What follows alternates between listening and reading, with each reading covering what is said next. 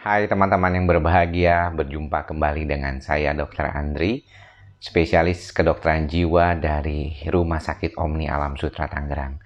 Di kesempatan minggu pagi yang cerah ini, saya ingin mengajak teman-teman untuk kembali membiasakan suatu perilaku sehat yang sebenarnya kita sudah tahu, tetapi seringkali kita melupakannya, yaitu olahraga.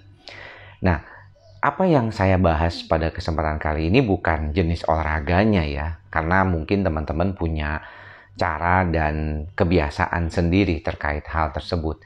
Tapi yang lebih saya ingin beritahukan kepada teman-teman atau sedikit sharing adalah bagaimana kita mempertahankan motivasi ya.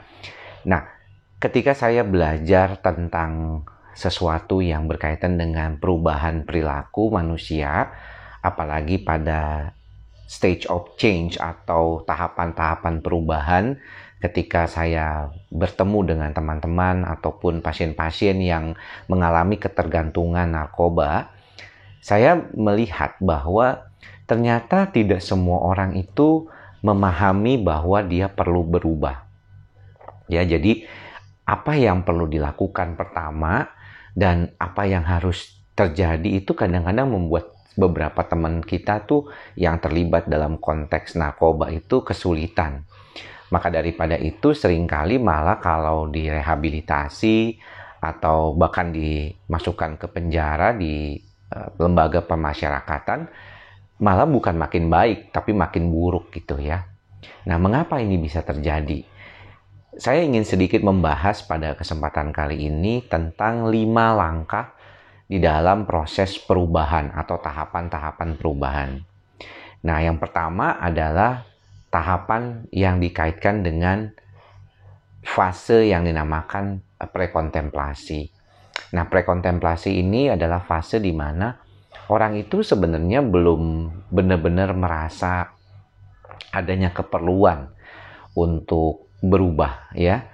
Seperti misalnya teman-teman mungkin merasakan suatu problem atau suatu masalah di dalam kehidupan teman-teman, itu kan ada keinginan ya untuk berubah gitu ya, untuk memperbaiki kondisi itu. Tapi ini orang yang mengalami fase prekontemplasi ini merasa nggak ada yang salah gitu. Jadi kalau dibilang orang lain itu dianya salah, itu dia marah malah. Mungkin dia kesel gitu dikatain begitu. Kok kamu kok bisa bilang saya ini salah? Saya ini nggak salah loh gitu ya. Jadi dia masih merasakan tidak ada yang bermasalah di dalam kehidupan dia. Walaupun apa yang dia lakukan itu salah ya. Menarik ya teman-teman ya, mungkin akan berpikir ini kok bisa ada orang seperti itu. Oh banyak ya. Di dalam orang-orang yang mengalami masalah gangguan kepribadian juga seringkali demikian. Mereka merasa tidak masalah, tidak ada salah. Tetapi yang paling sering disalahkan adalah orang lain. Nah, fase kedua. Fase kedua itu adalah fase kontemplasi. Nah, kalau kita melihat tahapan perubahan, contohnya yang paling sering dipakai contoh itu misalnya orang yang merokok. Nah, pengen berhenti nih, ya sudah ngerti nih ternyata merokok itu mengganggu kesehatan. Banyak informasi terkait dengan rokok mengganggu kesehatan. Nah, dia ingin nih berubah, ya, kontemplasi. Dia sudah melakukan sedikitlah beberapa kali percobaan, tapi belum berhasil, ya. Bahkan caranya kadang-kadang juga belum tentu benar. Ya, ada yang dari misalnya sehari 20 batang, kemudian dikurangin 15 batang, dikurangin 10 batang, dikurangin 5 batang. Balik lagi ke 20 batang, kemudian demikian berputar terus seperti itu ya. Dan ini ternyata banyak dialami oleh teman-teman semua. Jadi seringkali kita sudah tahu nih bahwa ada yang salah gitu ya dari perilaku kita. Mungkin kita kegemukan, obesitas, sehingga kita mau belajar untuk menurunkan berat badan kita. Tapi ternyata kita cuman bisa satu kali aja diet atau membantu diri kita diet, tapi nggak terlalu konsisten gitu istilahnya ya. Jadi ya masih fase kontemplasi ya. Nah, ketika teman-teman akhirnya masuk ke fase berikutnya yang disebut fase action atau tindakan, maka teman-teman sudah mampu mempertahankan, ya, mempertahankan kondisi tersebut. Selama berapa? Selama lebih dari bahkan 6 bulan. Ya, biasanya itu fase yang sangat orang-orang nantikan, di mana fase action ini adalah sesuatu yang kalau kita berubah itu sudah mulai terbiasa kita. Katanya secara psikologis orang kalau sudah 22 kali melakukan sesuatu sudah jadi kebiasaan. Jadi kalau dia nggak melakukan itu dia merasa ada yang kurang gitu ya.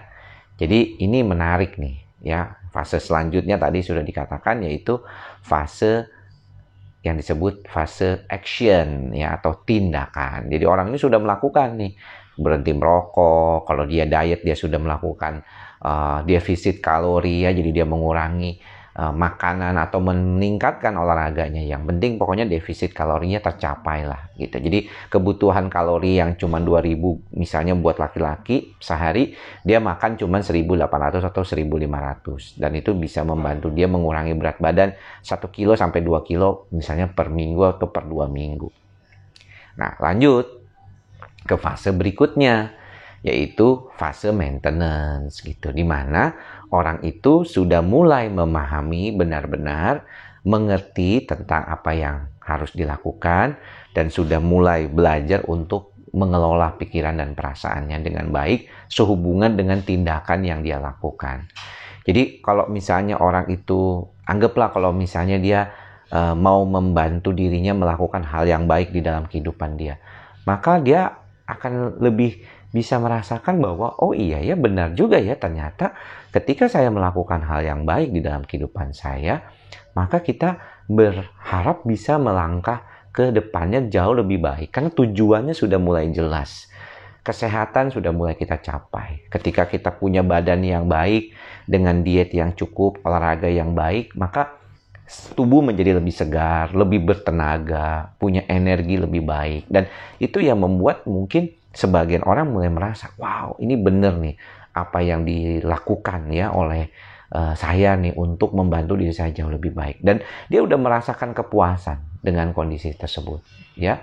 Dan lanjutnya, nah sayangnya nih, di dalam fase lingkaran ini, 5 langkah perubahan ini, ada yang namanya relapse atau kambuh.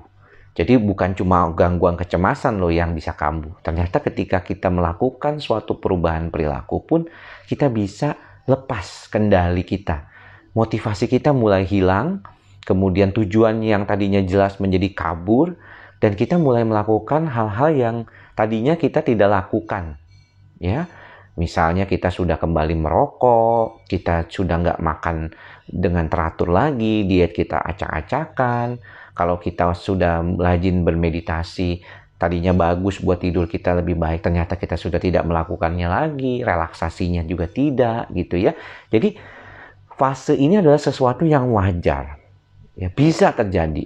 Ketika orang relapse itu dia bisa masuk lagi loh ke fase prekontemplasi, di mana orang itu merasa, alah, udahlah, percuma, ya, nggak ada gunanya nih saya nggak merokok, malah badan saya pada sakit. Nggak ada gunanya nih saya diet, olahraga, toh saya tetap gemuk, orang juga mati juga nanti, tinggal waktunya, itu kan bukan urusan saya kalau mati gitu. Jadi udah mulai lagi kembali cuek seperti pada fase prekontemplasi. Nah, ini yang perlu diperhatikan oleh teman-teman di dalam bagaimana melihat konteks kehidupan kita di dalam suatu proses perubahan perilaku tersebut.